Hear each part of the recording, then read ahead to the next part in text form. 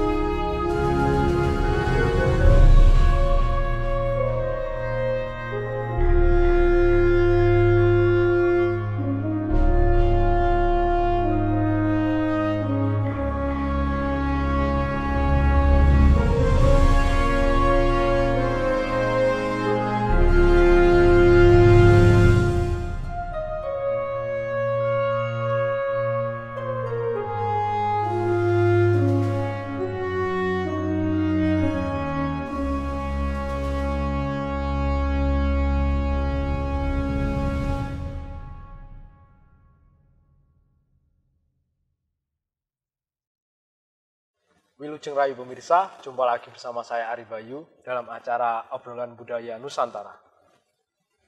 Nah, dalam kesempatan ini kita akan melanjutkan cerita yang Mas Gurit pernah ceritakan kemarin. Mau tahu pemirsa ceritanya tersebut?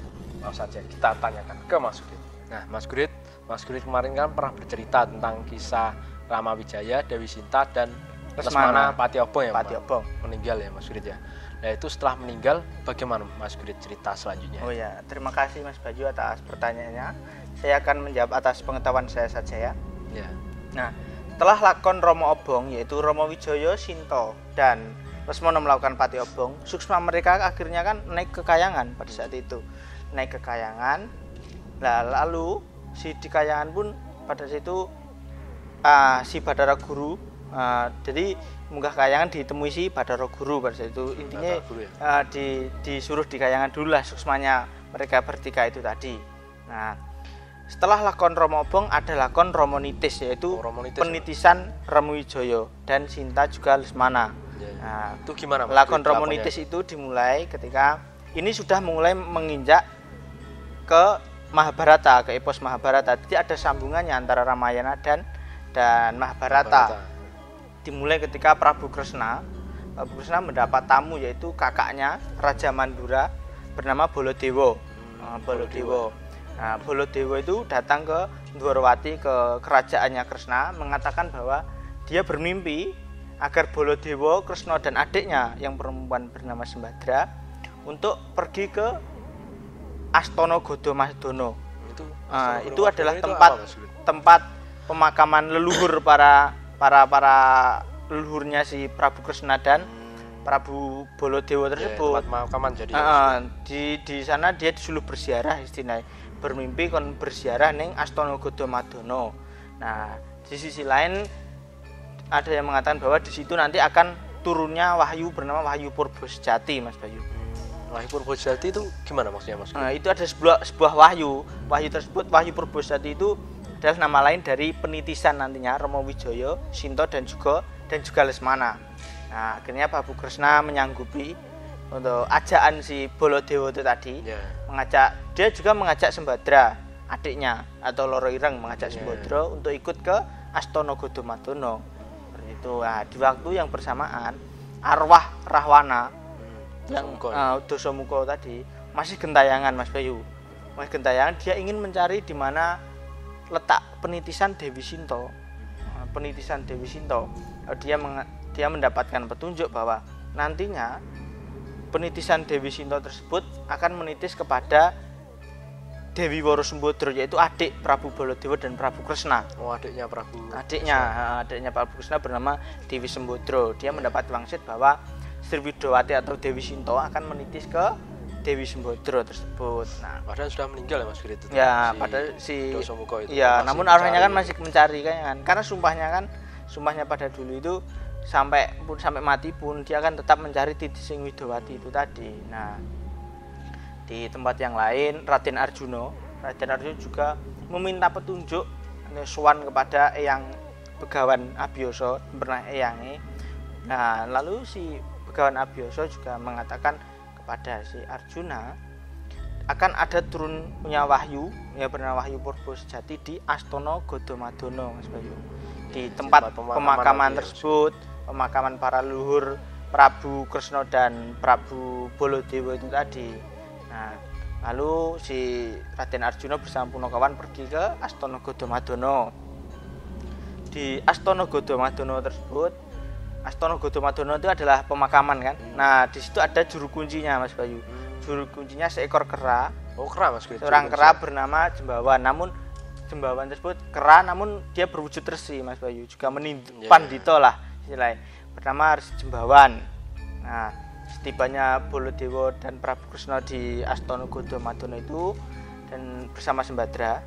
Nah, dia mengatakan berpesan lah pada si Jembawan, juru kuncinya itu tadi, berpesan agar nanti pada saat si Baladewa, Kresna dan Sembodra masuk ke dalam area pemakaman Astana Gadamadana, dia di sana kan akan berziarah dan juga eksisnya bersemedi lah di sana untuk menggayuh Wahyu Purba Sejati itu tadi. Nah, ini berpesan agar jangan ada yang mengganggu lah, jangan sampai ada yang masuk. Takutnya nanti kalau ada yang masuk, wahyu tersebut malah masuk ke orang yang lain masuk tadi. Gitu nah, takutnya si Baladewa seperti itu tadi.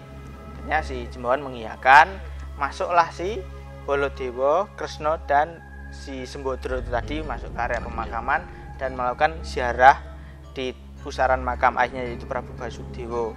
Di sana mereka berziarah sambil bersemedi. Nah, di luar area pemakaman yang tadinya Arjuna kan mendapat pesan dari Abiyasa itu tadi. Karena adanya turunnya Wahyu Purba Sejati di area pemakaman Astana Gadamadana tadi, dia menuju ke sana, menuju ke Astana. Nah, bertemu dengan Jembawan, juru kuncinya. Di sana si Arjuna meminta baik-baiklah kepada Jembawan ingin masuk seperti itu. Namun oleh Jembawan tidak berbolehkan karena mendapat pesan dari Prabu Baladewa itu tadi agar suruh menjaga ya Mas. Iya, suruh menjaga agar tidak ada yang mengganggu pertapaan si Prabu Baladewa, Kresna dan Sembodra itu tadi Mas Bayu. Terus itu kan nggak boleh masuk tuh Mas Grit. Iya. Reaksi si Arjuna itu gimana Mas Grit? Nah, pada itu karena memaksa kan terjadi peperangan.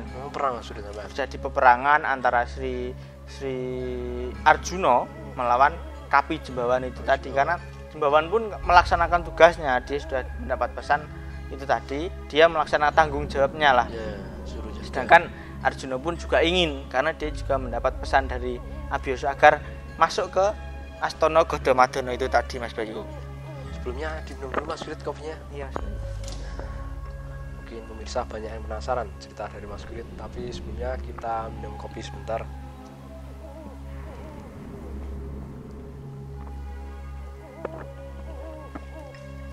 Gimana Mas Grit? Nah, karena saling ngegemi karo tanggung jawab itu tadi, terjadi peperangan antara Jembawan si juru kunci tadi dengan Raden Permadi atau Arjuna itu tadi. Nah, pertarungan tersebut si Permadi ngakoni kalah lah, nya mundur. Namun niatnya tersebut tidak putus, karena itu dia akhirnya menyelinap dengan mata kaji, dia masuk sepi angin, dia bisa terbang masuk secara diam-diam ke area pemakaman tersebut. Itu akhirnya tahu ya Bang, tidak diketahui oleh Jembawan karena dia mata kaji sepi angin, ada yang mengatakan mata kaji sepi angin dan juga menyelinap tadi masuk ke area pemakaman. Nah, secara diam-diam ada yang mengatakan dia bersemedi dengan ditutupi selambu seperti agar si Prabu Kresna, Sembadra dan Baladewa juga tidak mengetahui. Nah, Prabu Baladewa Kresna Sinta bertapa di situ kan, dan Permadi pun juga ikut, atau Arjuna pun juga ikut bertapa di situ agar juga mendapatkan wahyu.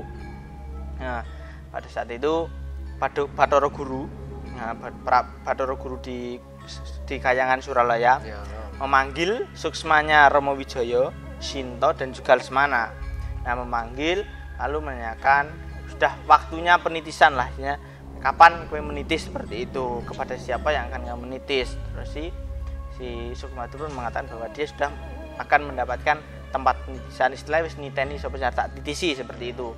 Mengatakan bahwa si Rama Wijaya akan menitis ke Prabu Kresna, Lesmana ke Prabu Baladewa, dan si Dewi Sinta akan menitis ke Sembadra.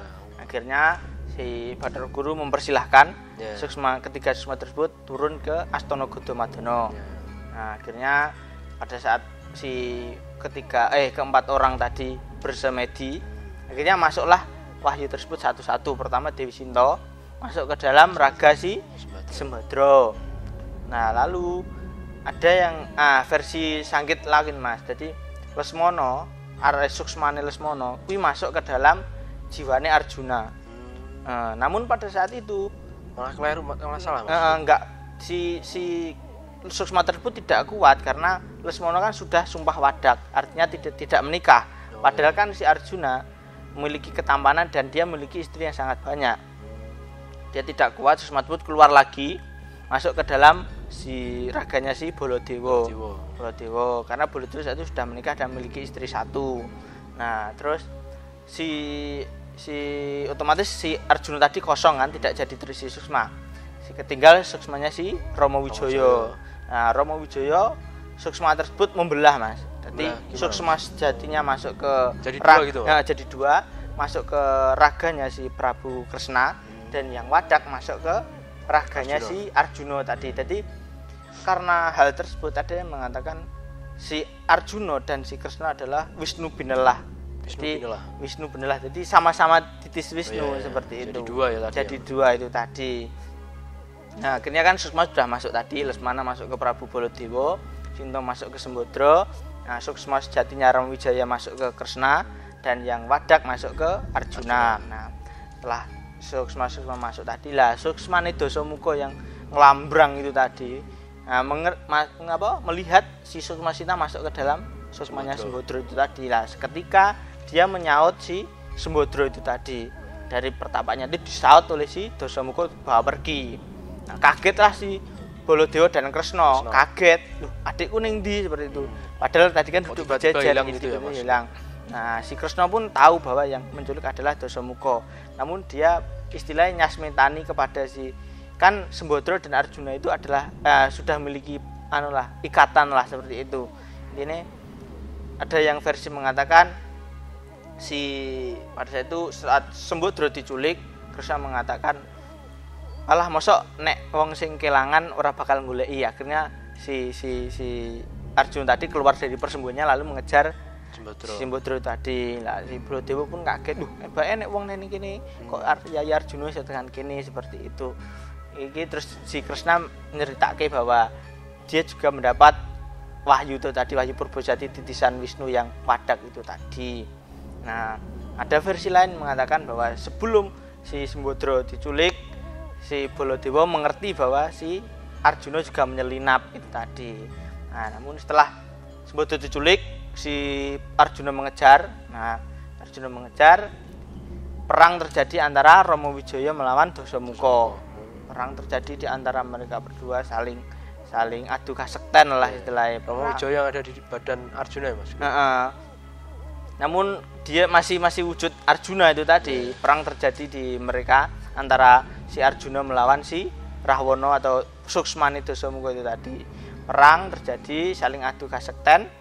Si Janaka kalah karena bukan tandingannya, karena wujud si Arjuna lah wujud, terus si Rahwana adalah Suksma, wujud gaib.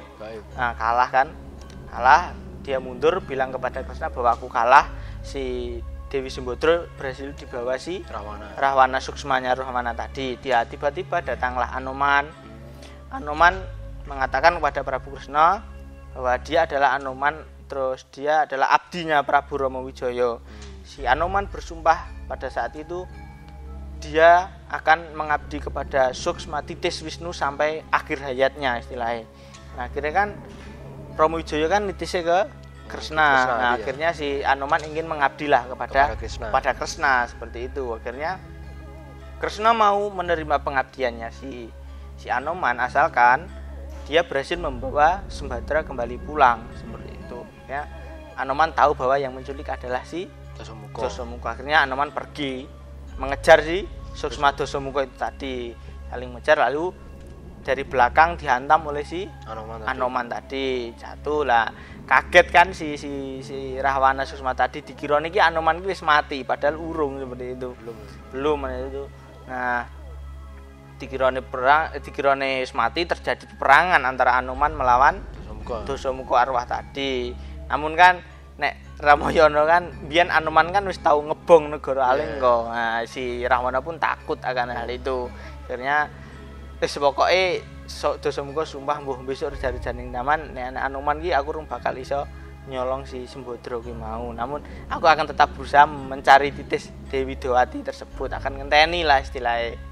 Nah, setelah itu Sembadra berhasil dibawa pulang ke negara Dwarawati dan diberikan kepada Prabu Kresna. Nah, akhirnya si Sembadra akhirnya kan nanti kan dijadikan istrinya si Permadi. Nah, seperti itu. Jadi dalam lakon ini Romonitis itu tadi penitisannya seperti itu tadi yang sudah saya jelaskan.